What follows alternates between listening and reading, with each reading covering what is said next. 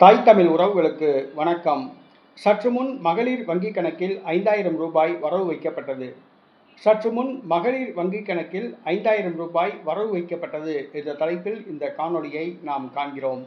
2026 சட்டசபை தேர்தல் நடைபெறவுள்ளது.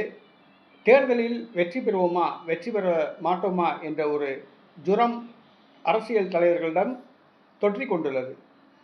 தற்பொழுது புதுச்சேரி மாநிலத்திலும் இந்த ஜுரம் தொற்றிக் கொண்டுள்ளது. புதுச்சேரி மாநில முதலமைச்சர் ரங்கசாமி சற்று முன் மகளிர் வங்கி கணக்கில் புதுச்சேரி மாநிலத்தில் உள்ள மக்களுக்கு 5000 ரூபாய் வரவு வைத்துள்ளார். சிவப்பு நிற ரேஷன் அட்டை உள்ளவர்களுக்கு இந்த 5000 ரூபாய் வழங்கப்பட்டுள்ளது. மார்ச் மற்றும் ஏப்ரல் மாதம் மகளிர் உரிமை தொகை 2500 ரூபாய், 2 மாதங்களுக்குரிய மகளிர் உரிமை தொகை 5000 ரூபாயை சற்று முன் அனுப்பி வைத்துள்ளார்.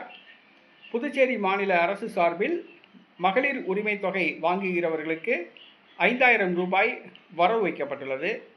ஆகவே புதுச்சேரி மாநிலத்தில் மகளிர் உரிமை தொகை வாங்குகிற மகளிர் உடனடியாக தங்களுடைய வங்கி கணக்கை சரிபார்க்கவும், வரவு வைக்கப்பட்டுள்ளதா என்று கண்டிப்பாக வந்திருக்கும்.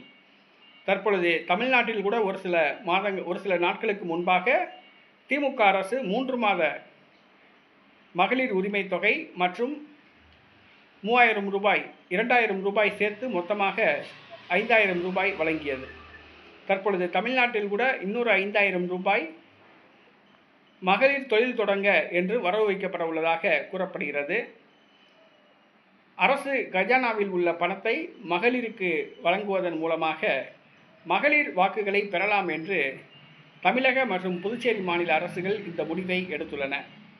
ரங்கசாமி அவர்கள் மீண்டும் முதலமைச்சராக வேண்டும், ஆட்சியை கைப்பற்ற வேண்டும் என்ற நோக்கத்தில் இந்த முடிவை எடுத்துள்ளார். தற்பொழுது 2 மாத மகளிர் உரிமை தொகை 5000 ரூபாய் புதுச்சேரி மாநில மகளிர் வங்கி கணக்கில் வரவு வைக்கப்பட்டுள்ளது.